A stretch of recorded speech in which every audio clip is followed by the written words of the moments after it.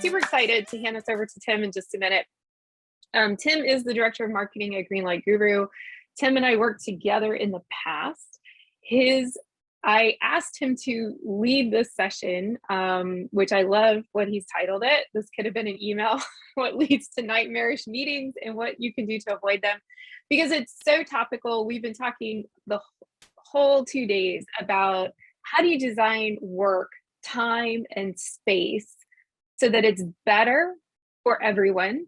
The business reaches its outcomes, but we are beyond 2020. We're looking beyond 22. And this last 2 days, we've been talking about what's the future of work? What is it really going to look like in the future? And I think many of us struggle with this beast of meetings, right? How to hold meetings, how to participate in meetings, how to determine when to even have a meeting.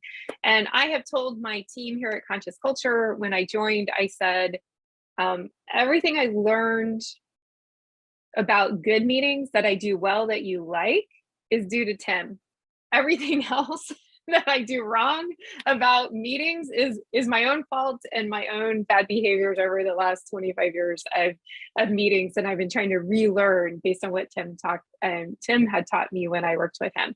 So I'm going to go silent, Tim, but welcome, and it's going to be all yours. I'm going to stop screen share and let you take over.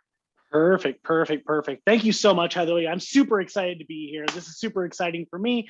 And to be honest, one of the big reasons why I love talking about meetings so much is specifically because some of the work that you and I did together. Because for those of you who maybe don't know this, Heatherly is located in Hawaii. And I did not understand exactly how different of a time zone Hawaii was in until I, in Eastern Standard Time, had to schedule meetings with Heatherly. I think really one of the reasons why I'm so passionate about this is because meetings are one of the biggest inflection and leverage points that we have in any organization to make our work more effective. They can be a huge asset and a huge accelerator. They can also be a huge distraction and a big detractor from our effectiveness. But when one of the things that makes it even more difficult in a remote or a hybrid environment is when you're working with people from all across several different time zones, the cost of having those people on a meeting goes up even higher than it was before. So while this is always important, while running effective meetings is always super important, when you've got folks, for somebody, it might be 9 in the morning, it might be 5 o'clock at night for somebody else. It's really, really important that we're making the best use of that time. And the other reason why I think it's really, really important in a post-COVID world, as some of you might end up hearing my coworker, he is 2 years old and located in the other room right now. One of the other reasons why it's so important in this post-COVID world as we reimagine the future of work for us to run really effective meetings is because the opportunity cost of running a great meeting is no longer what else could I be doing for this organization? It's what else could I be doing with my family? What else could I be doing for myself? Could I be at the gym right now? Could I be with my son right now?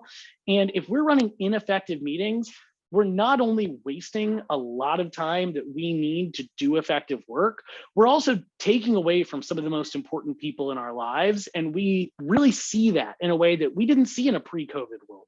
So I'm really excited to be talking about this. I've got a lot of stuff I want to dive into, but I want this to be as interactive as I can make it. So please hop into the chat. Really want to make this interactive and have some conversations around this.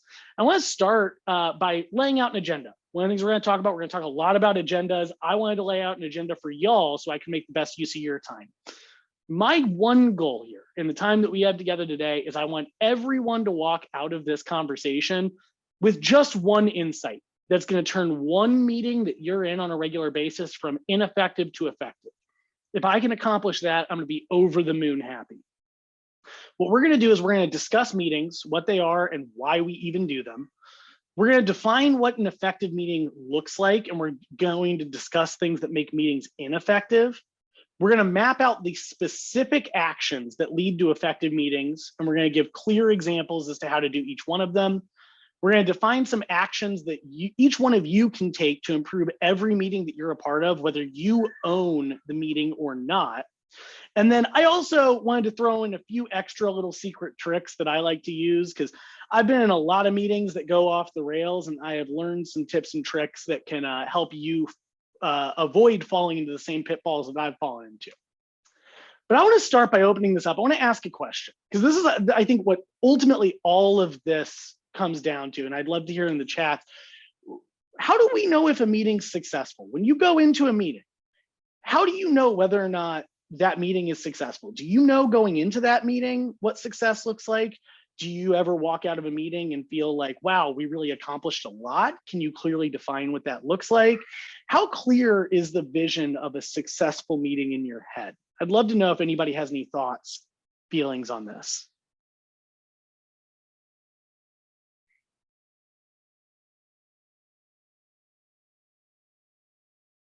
Time well spent. I love that. I love, like, I think that, like, and Heather, I'd love for you to expand on that, just like an ounce, right? So time well spent to what end, right? A clear, ooh, Kelly, a clear purpose that was met, right? So that's really important. We're going to talk about that, right? Every meeting needs a clearly defined purpose. If it doesn't have a clearly defined purpose, you will never know if it's effective. If I can get one tangible takeaway, I like that a lot. That's one of the things that I like to think about too. An action plan and next steps, action items. I like to tell my team, if you attend, especially if it's a recurring meeting, if you attend a recurring meeting and two weeks in a row, you don't walk away with action items, I want you to ask yourself, do I belong in this meeting? That's a serious question I want you to ask yourself. And it's okay if the answer is no. Collaborative in ways that emails can't be. I agree with that. If the meeting is short and everyone clearly knows what has to be done, I love that. Adriana, that's really, really smart. And I actually, one of the things that I like to do on my teams as well is I like to really reinforce the idea that just because we have 30 minutes booked here does not mean we need to spend 30 minutes in this meeting. If this meeting accomplishes its job in 10 minutes, the meeting is over in 10 minutes and we all get 20 minutes back. Oh, I love that. I love that. That's super awesome. I got one more question that I want everyone just to take a minute. We don't need to say this in the chat, but you can if you want to. But I want you to think of a meeting you hate. Just any meeting. It could be a recurring meeting. It could be one specific meeting that you don't like, something that happens on a recurring basis. Could be a one-off that sticks in the back of your brain. But I personally think this content is going to be more engaging if you're really able to think about one specific meeting that you hate as we're talking about this, so that we can really visualize what it's going to look like when we go into that meeting and we make it more effective. And I want to break down the math of what meetings look like, right? Because so many people don't, especially when I've experienced this mostly with new grads, but I see it all the way up to executives, don't understand the internal costs that they're dealing with. I remember one of the most influential things that's ever happened to me in my career was when I was an intern for a software company. I was sitting in a meeting room and it was a big meeting. There were probably 15 of us in this meeting room. And there was a glass conference room door, and the CEO of this company was walking by, and he popped his head in and he was still a little 1, 2, 3. And and you could see him doing mental math. And after about 30 seconds, he said, "Hope you guys are having a great meeting. This meeting is costing me $1,500, and then walked out the door. And that was, I think, the first moment that I really realized the math behind these meetings and exactly how important it is that we make the best use of this time. So I want to imagine something like incredibly reasonable, right? Let's say 5 employees wanted to meet for 1 hour. That is incredibly reasonable, right? But 5 employees, let's say they have an average salary of $80,000 a year. So let's ballpark $38 an hour. 1 hour meeting costs $190. That's a decent amount of money, right? Now, let's say they make that recur every single week. That's $10,000 a year that they are investing of company time. And my expectation when somebody invests $10,000 of company time is that they have something to show for it. And they're able to articulate to me what they have to show for it. I think that's a reasonable bar. Like I don't have that high of a bar in business. I think that's a reasonable bar. If you're going to take $10,000, I expect you to tell me what you did with it. And how many meetings are we in that recur week after week that don't have an agenda, that don't have a clearly defined purpose, that you've been in week after week after week, and you can't really articulate what it is that's gotten done? Like, you feel like it's important because you go in and you all talk, like everyone's engaged. It doesn't feel like a complete waste of time, but can I really articulate what we got out of this? If the answer is no, and you're spending $10,000 a year on it, that's a problem. I mean, most of us, I don't know about y'all, but in my company, if I'm gonna buy a Butterfingers, I need to fill out an expense report and add a receipt. Like, there is more due diligence for me to buy a soda when I'm on a business trip than there is for me to spend $10,000, $20,000, $100,000 worth of internal resources. And that's why it's so important that we take this seriously. So going back to the idea of how do we know if a meeting is successful, right? These are the three words I like to use anytime I'm talking about meetings to define what a meeting is and why we do it. Meetings have one job and one job only. And this is true of every meeting that is on your calendar. Meetings advance initiatives. And if you can't tell me how this meeting is going to advance an initiative, then I'm not going to go to it. And again, I think that's a reasonable bar. A phrase that I like to use that is also more practically applicable, because this is a little bit ethereal, right? Meetings advance initiatives, it's catchy, but how do I know practically if this meeting was worthwhile and we did what we were supposed to do? Another phrase I like to use, meetings decide who will do what by when. Sometimes it's a who meeting, sometimes it's a what meeting, sometimes it's a when meeting, sometimes you're defining all three. But if you're not walking, this is why I talk about action items so much. If you're not walking out of meetings with specific action items, you're not determining who's going to do what by when. That's a problem. So a few caveats I want to throw in at the very, very beginning of this before we get to it deep in the weeds, because a lot of the stuff I talk about here, it's not going to include things like one-on-ones, like team buildings. There are a lot of ancillary type of meetings that don't fall under the criteria that I'm about to share. That is totally okay. So that exists. I understand that there are 100 exceptions to some of the rules that I'm going to talk about here.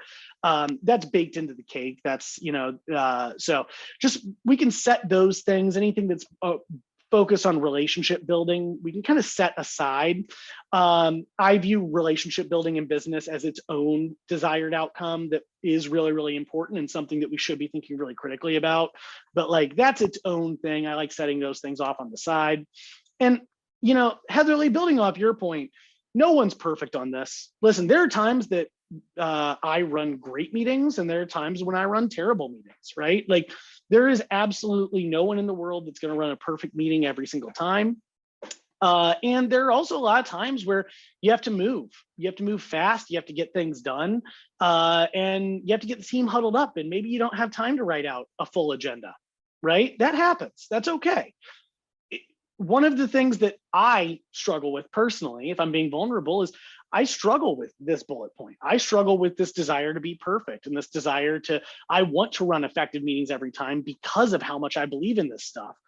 One of the things I want to encourage everyone on this call to do is give yourself some grace as you implement these as well, because guess what? You're not going to be perfect either. And if you are, you should give me a call because I want you to teach me. So now let's dive in. Let's get our hands dirty. Let's talk about the things that are actually going to make these meetings more effective and how we can get tactical. So let's map out a successful meeting. This to me is the platonic ideal of like what a world-class great meeting looks like. Before the meeting, there's a clearly stated objective that has been shared with every attendee of the meeting. So before the meeting ever happens, I should know this is the desired outcome that we are going to get out of this meeting. It also has a documented agenda that builds towards that objective. It's not essential that we follow the agenda to the T. It's not essential that the agenda is incredibly detailed. Like, sometimes I write agendas and it's 3 bullet points, right? Like, agendas do not need to be perfect. They do not need to be incredibly detailed. They do need to exist. And all participants have been provided adequate time and context to prepare. Just how many times have you been in a meeting that you don't know what it's about, you don't know why it was called, and you don't know why you were there? That is an anti-goal. If we are living in that universe, in a universe where people are regularly receiving meeting invites that they don't know what it is, they don't have time to prepare, they don't even know what to prepare if they could, that is a huge, massive problem, because now we're not making the best use of that time, right? Like, let's go back to the definitions that we talked about when it came to what an effective meeting looked like. Josh said it's collaborative in a way that emails can't be. How well can you actually collaborate if you're walking into a conversation blind and you don't know what to expect? Adriana said the meeting is short and everyone clearly knows what to do. Is it possible to have a clear, short meeting where everyone knows what to do if people are walking into that meeting completely blind, no plan, no idea as to what we're going to be doing there, right? And then something that I personally struggle with, because I don't know about y'all, my memory, super bad. I have the memory and the personality of a golden retriever. So I very much am the type of person that if I'm showing up to a meeting and I don't have any context to prepare, people are going to ask me questions that I'm not going to know the answer to. And not only are they wasting my time, they're wasting their own. They would have been better off sending me an email or a Slack message. So it's really, really important that before every meeting, every participant has adequate time and context to show up prepared to that meeting. If individuals choose not to show up prepared after being given that time and context, that's their own decision, and we can talk about that separately. During the meeting, it starts on time, it ends on time, and it sticks to the agenda. Again, part of the reason why agendas are so important is because they're a meeting management tool. It's not just to give people context as to what to expect, and it's not really even about being a time cop, right? Agendas are about keeping meetings on the rails. And I don't know about you, I've been in a lot of meetings that have gone off the rails. Having an agenda gives you something to steer back to at all times. Sidebars and irrelevant conversations are moved into a parking lot. This is one of the most effective things I've seen implemented, especially with larger meetings with executives who like to hear themselves talk. Making sure that you are in an environment where you can tell someone, hey, listen, great idea, love where your head's at. I'm going to place that over here. There is a place for it. It will not be forgotten. I have a parking lot. That idea has been documented. We are going to move back to this. That's a really, really important tool to have in order to keep meetings on track. And all attendees need to walk away from that meeting having achieved their desired objective. And then after that meeting, some attendees, not all the time, but some attendees need to have clearly defined and stated action items to follow up on, including the scope of the item and the deadline. So things I hate to hear at the end of a meeting is, all right, so we're going to circle back on this. No, we're not going to circle back. Circling back is not an action item. Syncing is not an action item. None of those things are desired outcomes. What I want to hear you say is, I'm going to do X by Y. That is the format of an effective action item. And somebody needs to walk out of this thing with action items. I'm not saying that everyone in this meeting needs to have an action item, but if we walk away from a meeting and no one has an action item, no one has anything that they are doing that is different because of the conversation we just had, we did not have an effective meeting by definition. So that's the ideal. That's what I believe a perfect meeting looks like.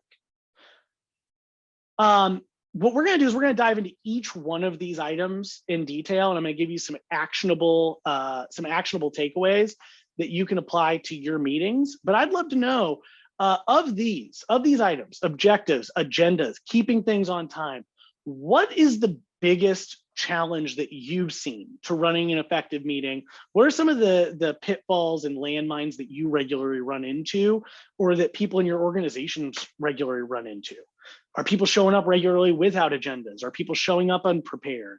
Do meetings end with nobody having any idea what they're supposed to do next? What are some of the biggest challenges y'all tend to see?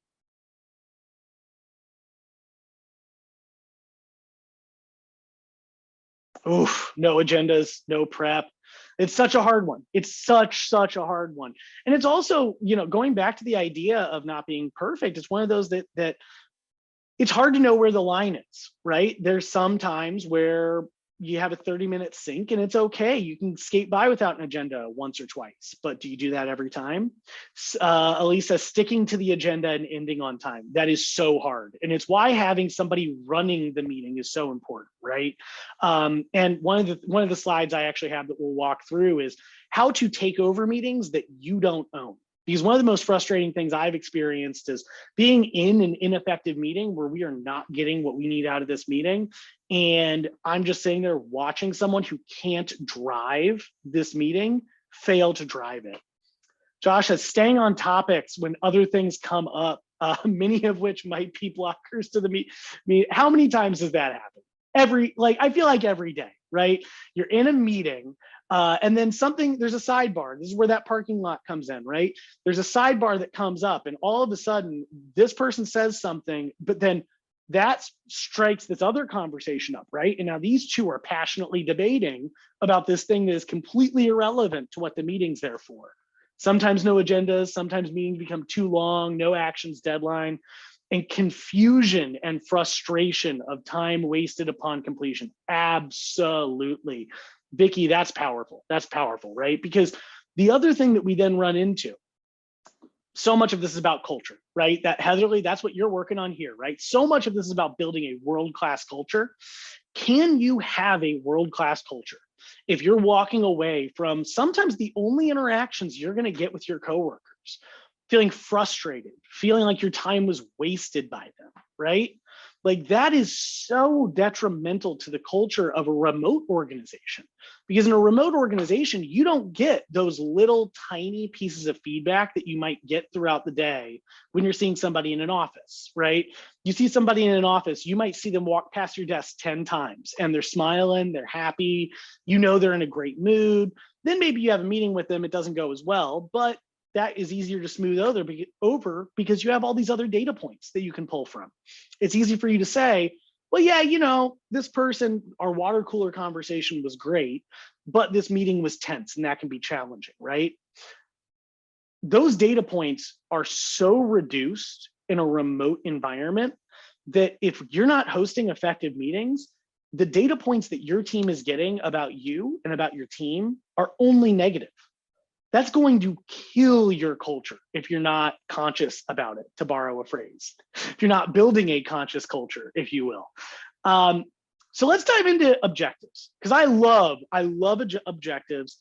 They are a shortcut for me, especially in times when I'm not able to write an agenda, right? Like I said, there are a lot of times where I have to call a meeting and it's last minute, or I'm slammed back to back with other things, and I don't really have the time to put the thoughtful work into writing out a long agenda or a prep email for people. But if you write a world-class objective, you can get around a lot of that. So what I like to do when I write an objective is I like to focus on outcomes. That means, what is the desired outcome we're going to walk away from this meeting with? What are the specific actions that we need to figure out in order for this meeting to be successful? And I avoid explicitly words like align or sync. So when writing an objective, I've seen a lot of people who, what they do when they're writing an objective is they'll say, the objective for Josh, yes, it will. And I've got a couple really good slides in here that I'm actually going to gloss over intentionally because I'm sharing the deck out. So we'll make sure it gets in your hands. But I intentionally avoid words like align or sync, specifically because I've seen so many objectives where people say, well, the objective of this meeting is to align on this initiative. And the question I like to ask in response is, how will I know that is done? How will I know it is complete? How will I know that we are aligned? There needs to be a clear definition of alignment. There needs to be a clear definition of syncing, right? Because aligning and syncing are actions, not outcomes. There is no sync that will possibly achieve an objective. we can sync in order to accomplish something else. We can align in order to accomplish something else. But usually the answer to what is the objective of this is not alignment or syncing. Usually the objective is a layer beneath that. Why do we need to align? Why do we need to sync? What needs to happen as a result of that alignment, as the result of us syncing? When you're able to clearly define that, you have an objective. So example here I like to give, the objective of this meeting is to determine next steps that our sales team can take to hit our Q2 goals. That's super broad. It's not as actionable as I would like for it to be, but that is an objective that I look at and say, okay, I understand what it is that we are trying to walk away with here. We're trying to walk away with next steps around a specific problem, right? Writing an objective is a great first step, and that then allows us to do a shortcut to our agenda. So one of the reasons why I love writing objectives is because at the end of every meeting I have, I like to take 30 seconds, sometimes a minute, and I like to reflect on it and identify, did we do the thing that we said we were going to do? So I will know this meeting is successful at the end of it based on whether or not we actually walk away with next steps that could feasibly lead to the results we want. I don't need to have the best conversation in the world. I don't need to walk away with this feeling like we've solved all the world's problems. If we accomplish this objective, I will know this meeting was a success and I will be able to point back to it. And if anybody ever asks me, in the same way that people ask me about the Butterfingers and the soda that I buy at the airport, hey, why'd you buy that? If my VP of finance ever came to me and said, hey, Tim, this $100 of internal time, what did you do with it? I can say, well, we determined the action steps that we needed to accomplish this goal. I can actually point to tangible outcomes that we were able to get and show the return that we got. And then that parlays perfectly into an agenda. So by show, I'm curious, in the chat, let's do just a quick little ratio. So like 50-50, 70-30, 60-40. What percentage of meetings do you attend that have a stated agenda in the calendar invite? I'm curious, is it 50-50? Is it 90% of them have it and 10% don't? You know, on average, what does that normally look like to you? Less than 25%. Whew, that's, by the way, I think that my organization is probably in that same ballpark. 70% don't have an agenda, less than 10%. That's harsh. That's harsh. Less than 10%. That's hard, right? And it puts you in a difficult position as the meeting attendee. Because how do you know what you're supposed to do to prepare? How do you know whether or not you're going to be effective in this thing, right?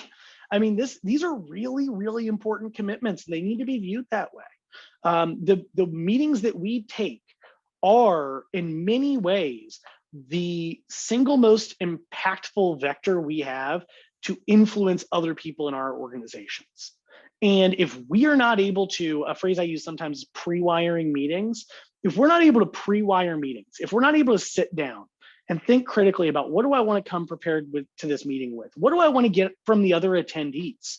That's the next step I like to talk about with folks a lot of times, is not only what do you want to get out of this meeting and what outcomes do you want, but looking at the other attendees that are attending this meeting.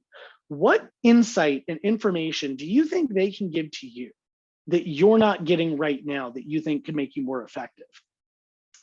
Writing, and this is also where one of the pieces of advice I give to every new grad that I work with, anybody who is in the first couple of years of their career, one of the things I tell them is if you want to be in the top 10% of all professionals in the world, you only have to do one thing.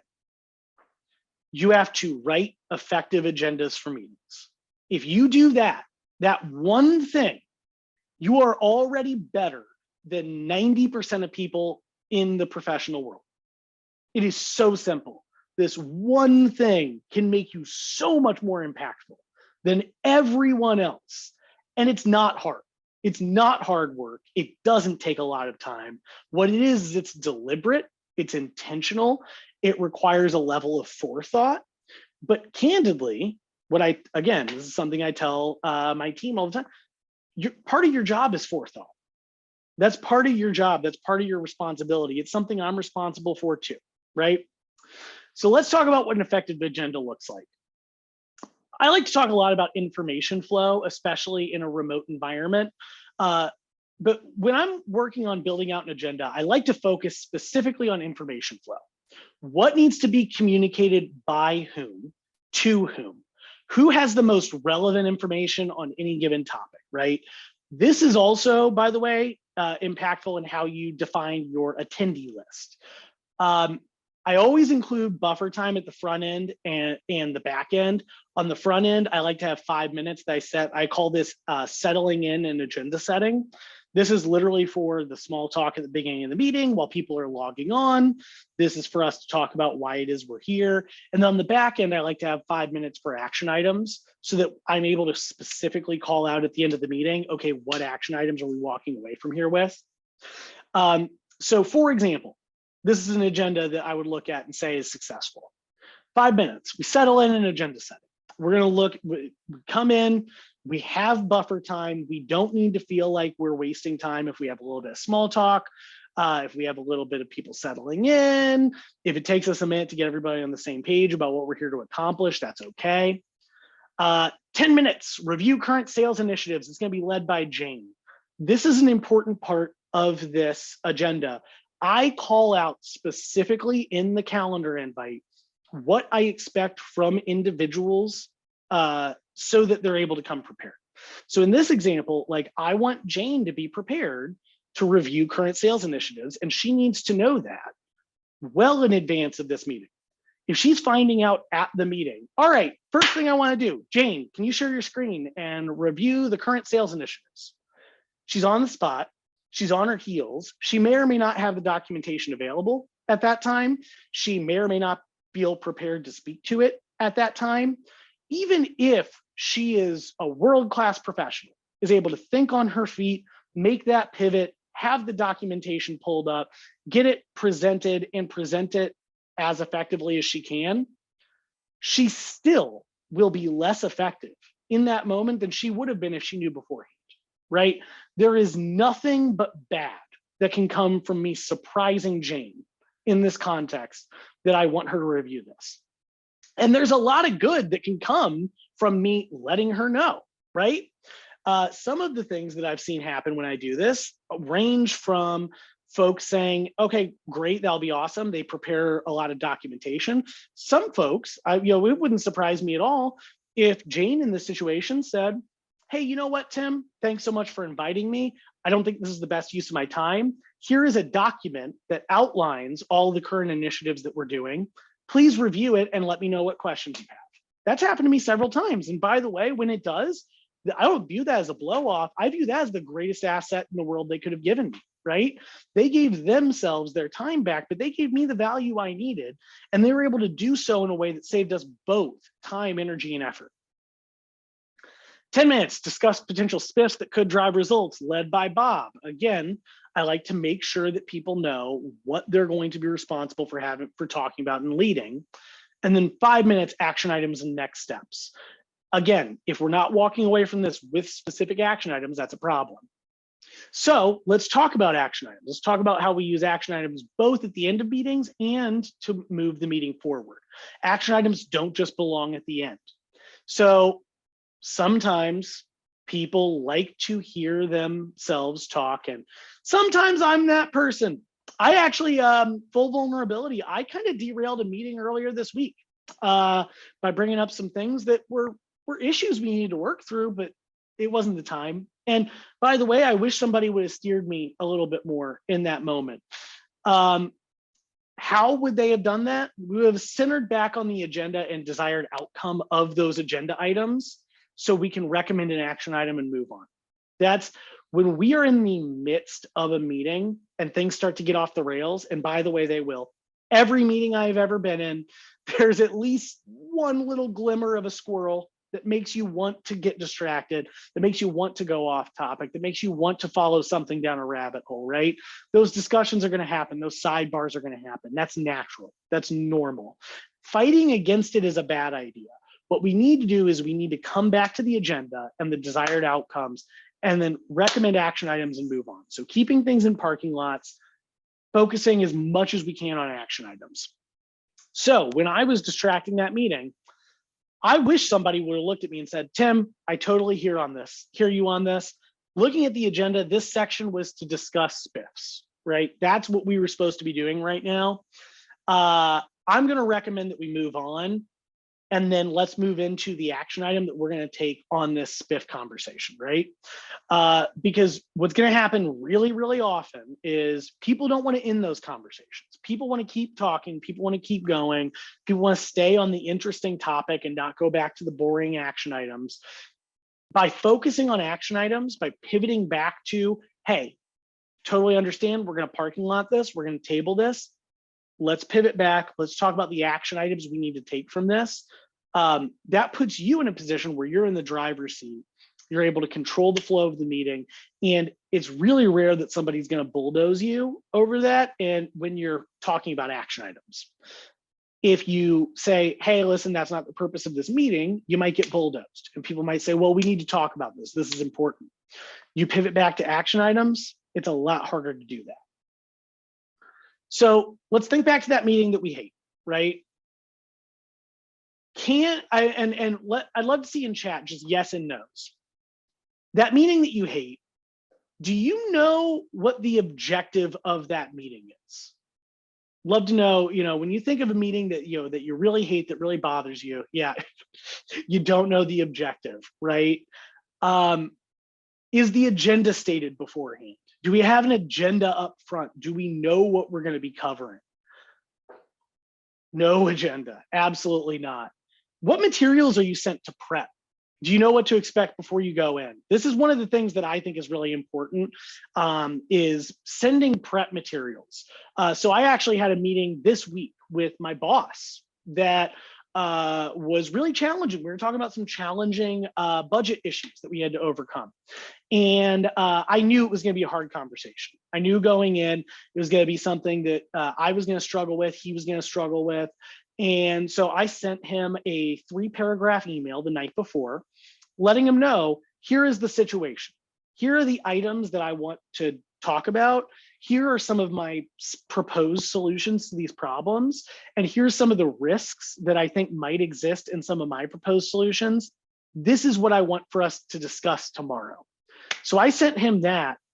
This meeting that honestly could have been an hour without that document ended up being 10 minutes with that document.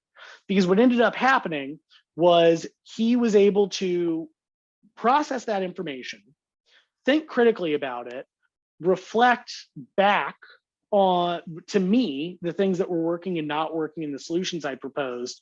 And then we were able to move forward and collaborate really, really quickly. Oh God, Vicky, you're breaking my heart.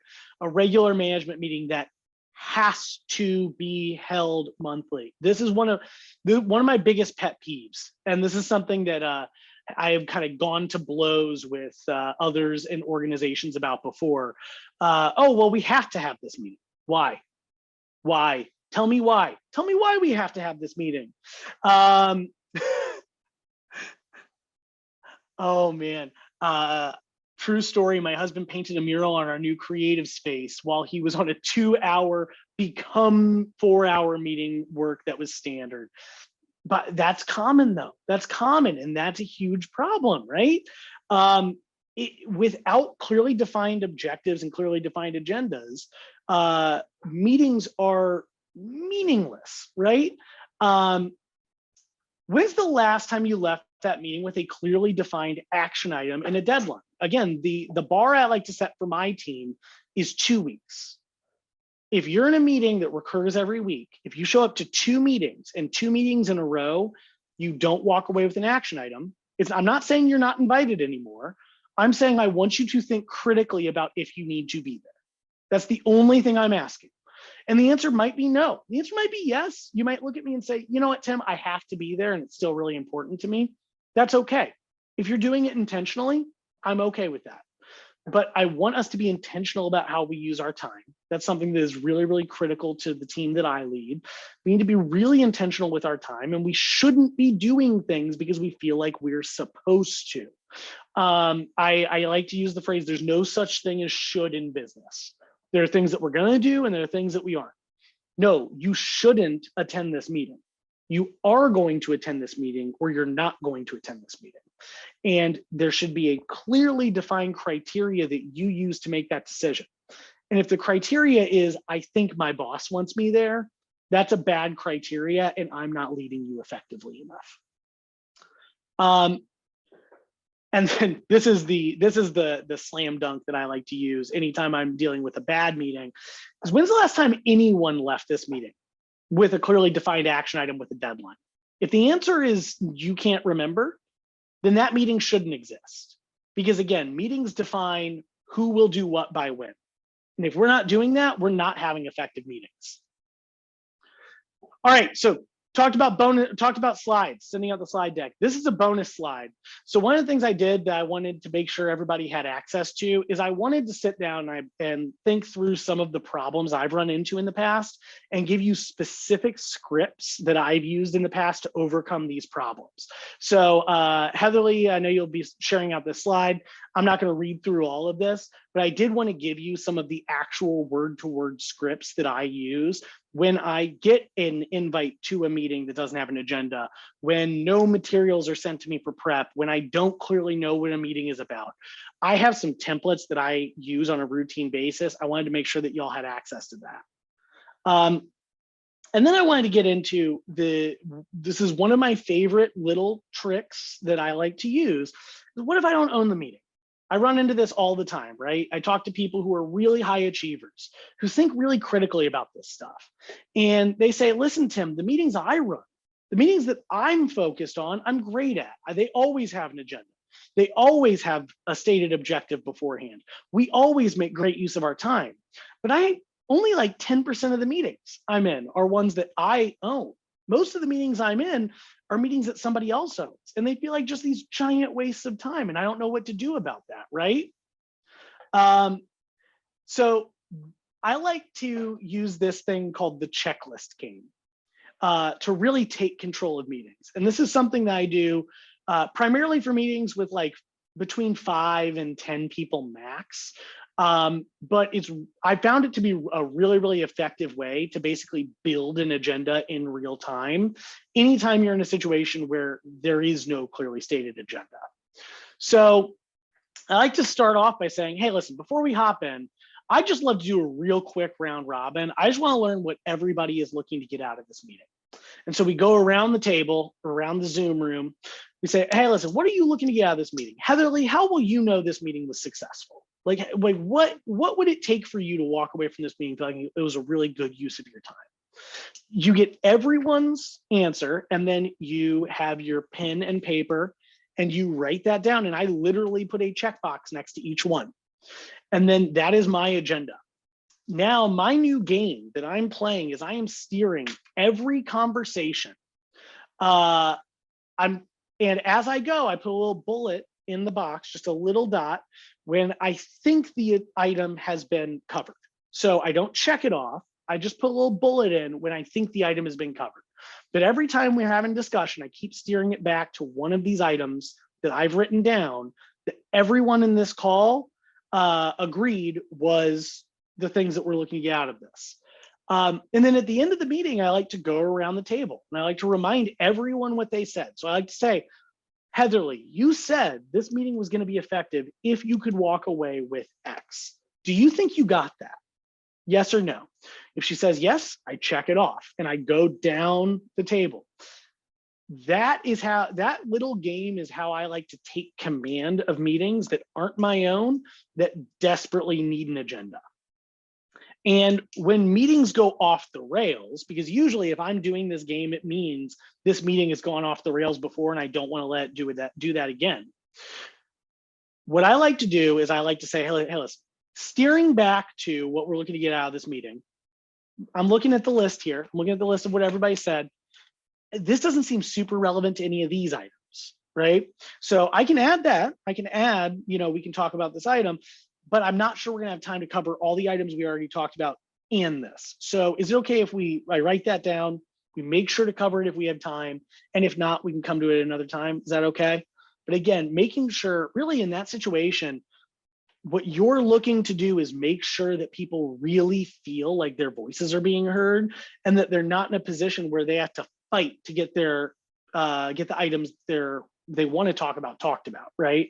You want to make sure to lean into that. Say, hey, listen, I totally understand. I totally get it. That sounds like a great thing for us to talk about. Let's table it for now, right? So I have some action items I want everyone on this call to take.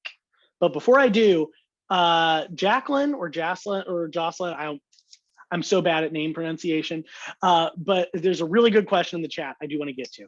How do you manage a leader who likes to have status updates as meetings, which could easily be summarized in Slack messages instead? That would be in all caps if I was typing it, by the way, because, oh my God, I feel you, right?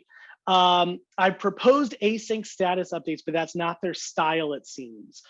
So I actually have run into this exact problem and similar types of problems very, very frequently in the past. This is the classic, like, this could have been an email type of meeting. This could have been an email. This could have been a Slack message, etc. Right?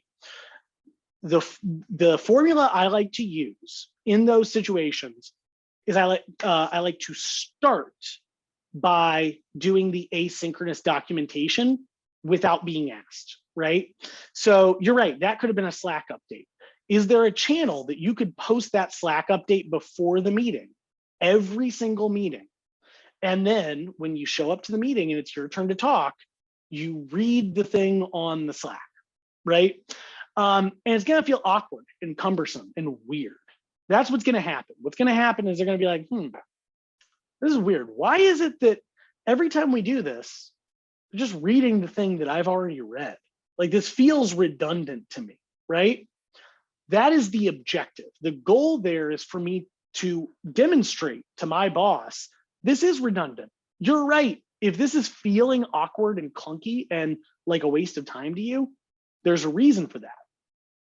I communicated this in another way, and now I'm communicating it to you again. And that feels redundant. That feels like a waste of time.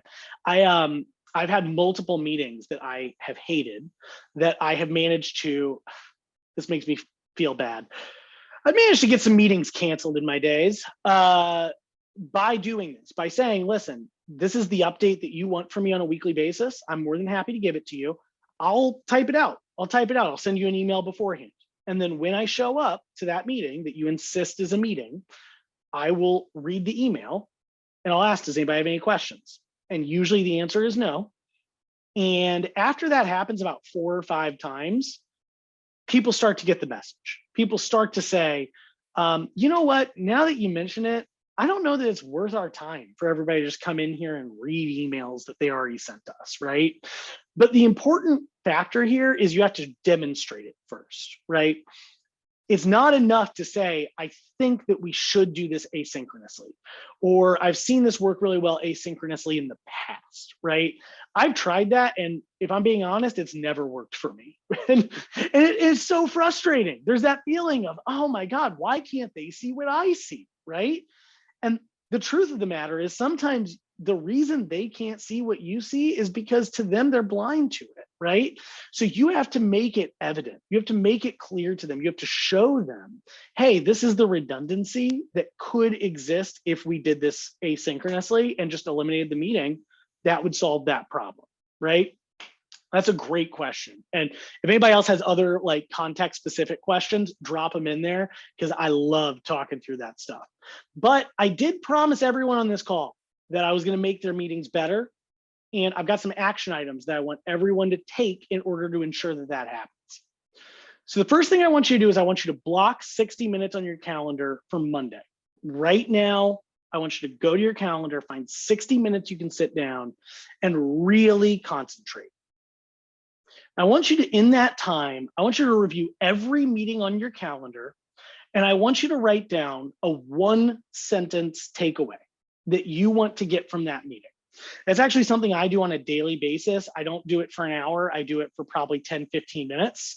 But I will sit down, and the rule of thumb I like to follow is uh, I like to spend at least 5 minutes preparing for every 30 minutes of a meeting that's going to occur. So if I've got 4 hours of meetings in a given day, I will use that to determine how much time I need to prep. But review every meeting on your calendar and write down just one sentence that you want to take away from that. It can be as simple as, I want to learn from this one person this one thing. It could be, I really want my boss to hear this. Like, I want my boss to understand this problem that I'm dealing with. It doesn't matter what the outcome is, but write down one thing that you want to get out of that meeting. And then I want you to pick a meeting that you own, and I want you to take 10 minutes to really sit down, write an objective, write an agenda, send it to all of your attendees at least 24 hours in advance. And I prefer that you put it in the calendar invite itself, because I am a disorganized mess. And if it's in my email, I'm going to lose it. So making sure it's in the calendar invite, make sure that everybody has it when they need it. And then use those scripts in the bonus slide to follow up on that one meeting that you hate. That one meeting that you hate, that you look at and say, this is a giant waste of my time. Go through this bonus slide and try to use one of these scripts. Maybe it will work, maybe it won't. I've had plenty of times that I followed up on meetings without agendas and I have not gotten the action I wanted to see out of them.